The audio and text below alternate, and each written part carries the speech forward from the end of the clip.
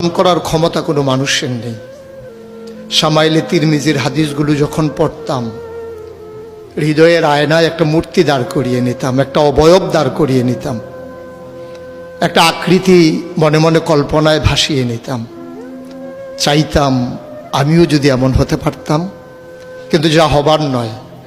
তিনি ছিলেন মধ্যম আকৃতির, সুঠাম দেহের অধিকারী একটি মানুষ। তার চুলগুলো ছিল ঘাড় পর্যন্ত প্রলম্বিত, হালকা হালকা কোঁকড়ানো। তিনি যখন চুলের ভিতরে তৈল দিয়ে আছড়াতেন, মনে হতো মৃদুমন্দ ঢেউ দেখা যায়। তার কপাল ছিল চওড়া, ভ্রুগুলো ছিল জোড়া ভ্রু, ধনুকের মতো বাঁকা। চোখের পাতাগুলো ছিল ফুটন্ত গোলাপের গোলাপি রঙের এক একটি পাপড়ির মতো। তিনি কখনো বা যখন চোখের পলক ফেলতেন, মনে হতো মৃদুমন্দ বাতাসে গোলাপ পাপড়ি যেন দোল খাচ্ছে। তার চোখের